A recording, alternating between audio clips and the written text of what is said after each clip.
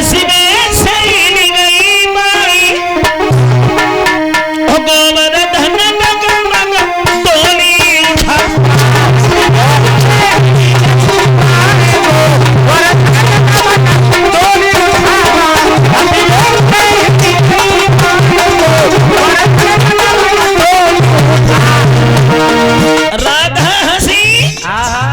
राधा को देख के भगवान कन्हैया हंसे। और जब कन्हैया हंसे तो बनी बनाई बात बिगड़ गई। भगवान के हंसने से वो बाएं हिल गई, गोवर्धन खेलने लगा। परिणाम ये हुआ, भगवत श्रोताओं,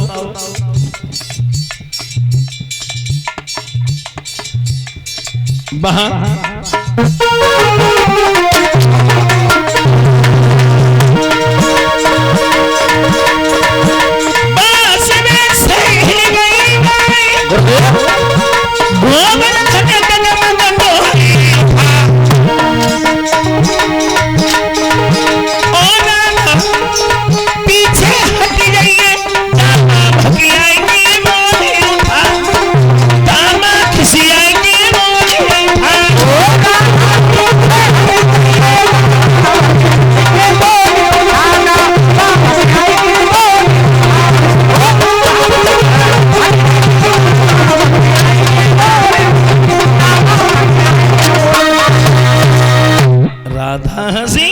राधा को देख के भगवान कन्हैया हंसे हैं। गोवर्धन हंसने लगा। दामा बोला है राधा ये हंसने का समय नहीं है, अगर गोवर्धन नीचे गिर पड़ा तो दब जाएंगे, पीछे हट जा। भगवान बोले हैं दामा कुछ भी नहीं होगा। पानी यूं बरसता रहा। 7 दिन जब व्यतीत हो गए,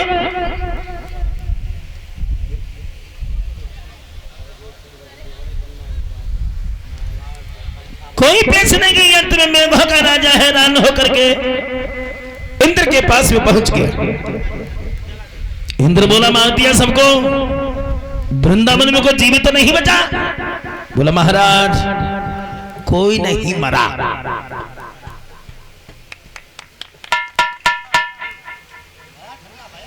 इंद्र के दिमाग में झटका लगा है कहीं ऐसा तो नहीं है कि भगवान का अवतार तो नहीं हो गया।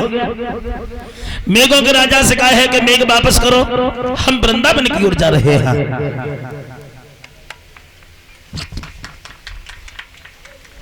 मेघ वापस हुए, अंधकार नष्ट हो गया, प्रकाश आ गया। भगवान कन्हैया गोवर्धन से नीचे सबको निकालते हैं और गोवर्धन को जमीन पर रख करके हटी पाए थे, तब तक इंद्र सामने पहुंच गया। दोनों हाथ जोड़े हैं प्रभु, भूल बहुत लंबी भूल हुई है हमसे जो हम समझ नहीं पाए।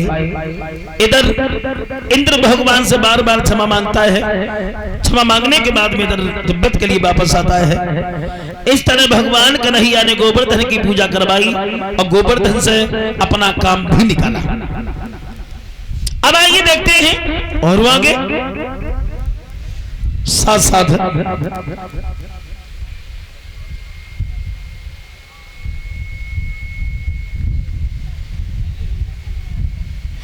ये कलश भरने वाली कन्याओं को एक एक टिफिन और 11-11 रुपया भेंट कर रहे हैं और एक नोटों का हर पहना करके हमें सम्मानित कर रहे हैं। मयंक यादव, रोशनी यादव जो ग्राम बघेरुआ के रहने वाले हैं, ये एक नोटों का हर पहना करके हमें सम्मानित कर रहे हैं। परीक्षित महाराज जी के लिए पति महाराज जी के नोटों का हर पहना रहे हैं। राघव यादव जो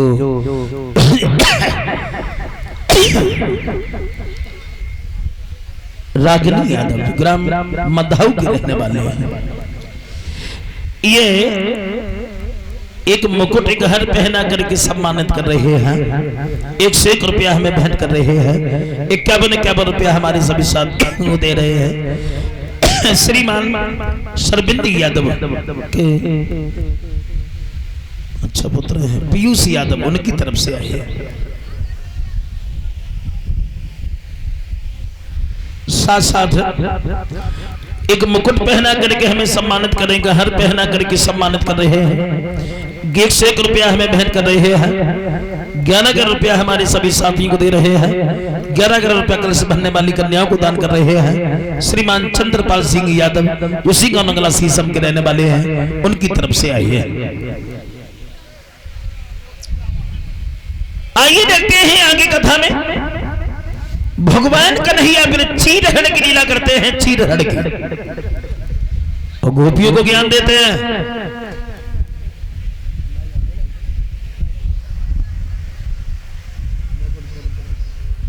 कि स्त्री को कभी नगिन होकर के जल में नहीं नहाना चाहिए।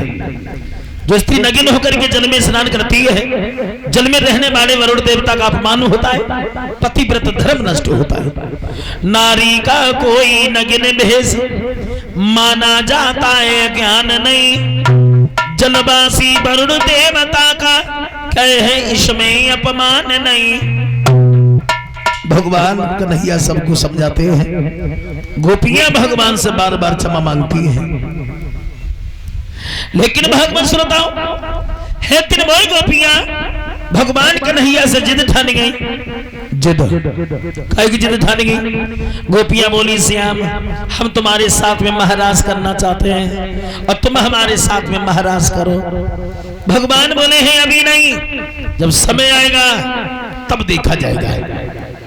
हाँ, अभी नहीं, जब समय आएगा तब देखा जाएगा, तुम घबराओ नहीं। भगवान कहते हैं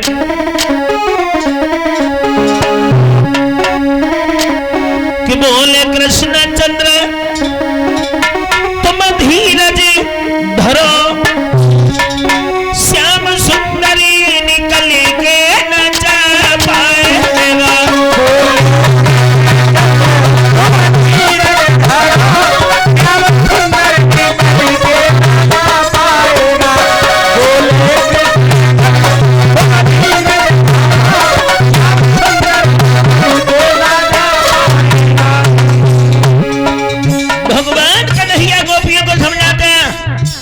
बोले अभी नहीं, जब समय आएगा तब देखा जाएगा।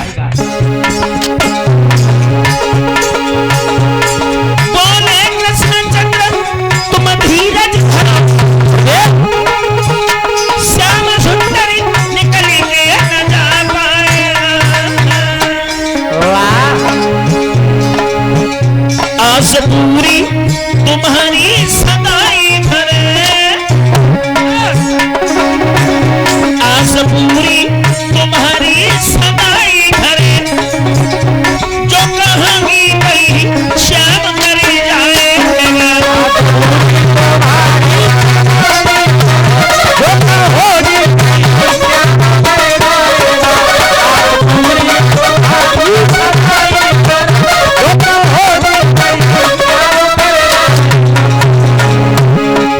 तो गोपियां कहती हैं मुरलीधर एक बात कहूं,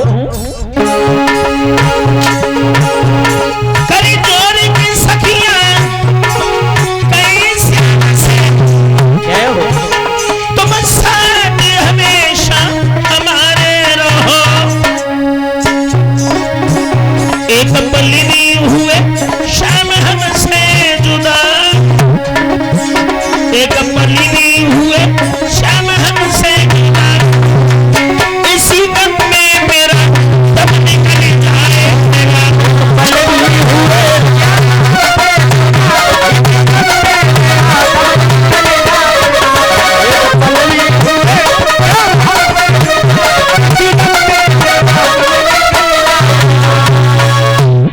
भगवान कन्हैया बोले हैं गोपियों तुम घबराओ नहीं है, जब समय आएगा तब देखा जाएगा, तुम अपने अपने घर जा।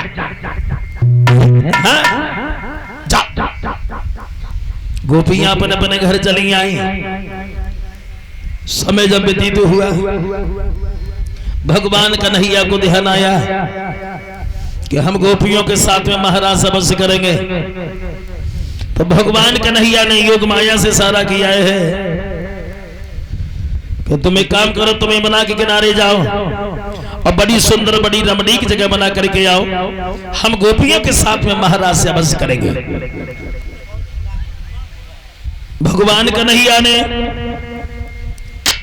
योग माया से इशारा किया है कि तुम्हें मना के किनारे जाओ। हाँ जाइए।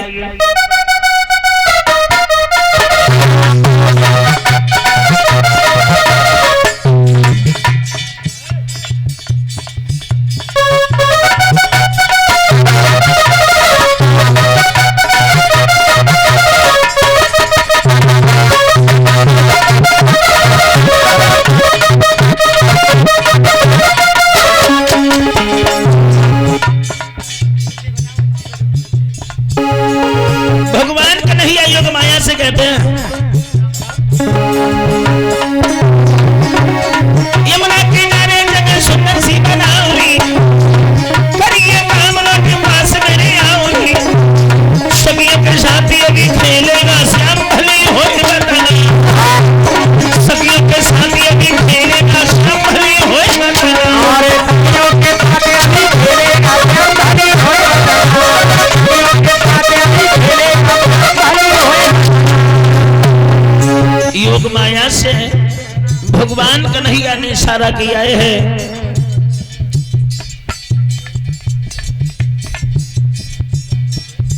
कि तुम यमुना के किनारे जाओ।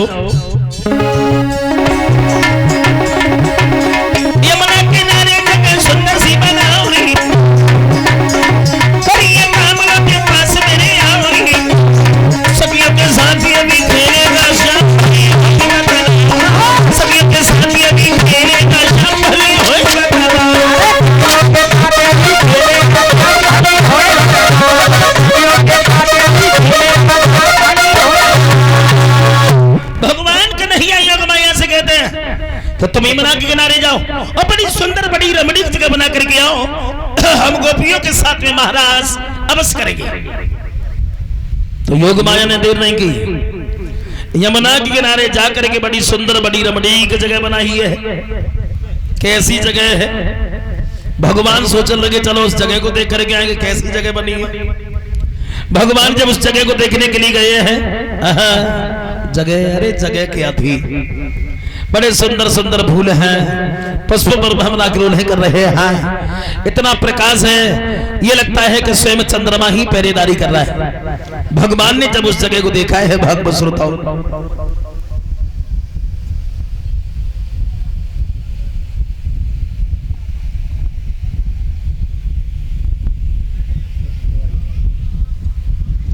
भगवान ने जब उस जगह को देखा है,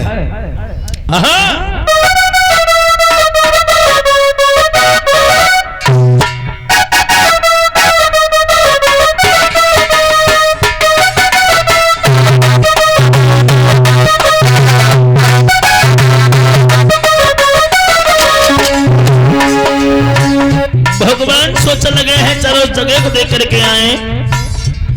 भगवान जब उस जगह को देखने के लिए गए हैं तो कैसी है वो जगह?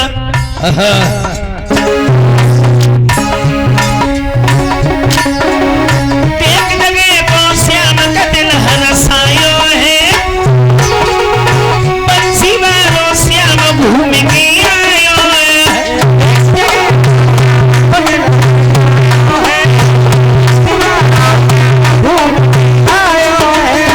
एक जगह को श्याम का दिल हरसायो है, मुरली वालो श्याम भूमि की आयो है,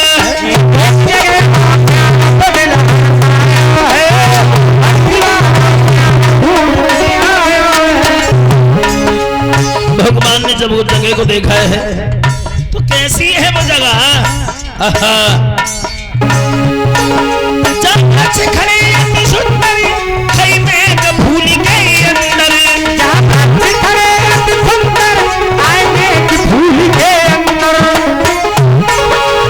हरी भरी फुलवारी तिम संतरित सी सुंदर रूप बनायो है, मुरली वालो श्याम भूमि की आयो है,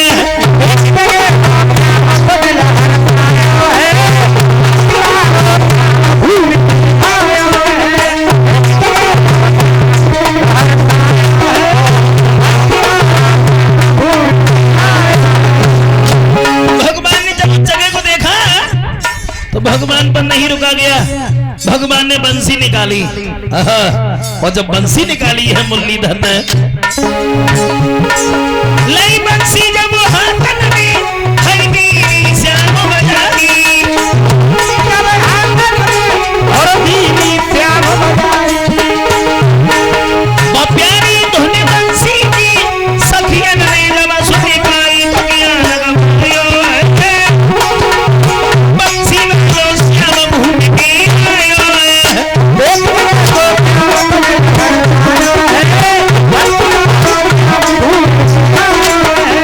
एक जगह को श्याम भूमि घर सायो है, मुरली में जो श्याम भूमि की आयो है।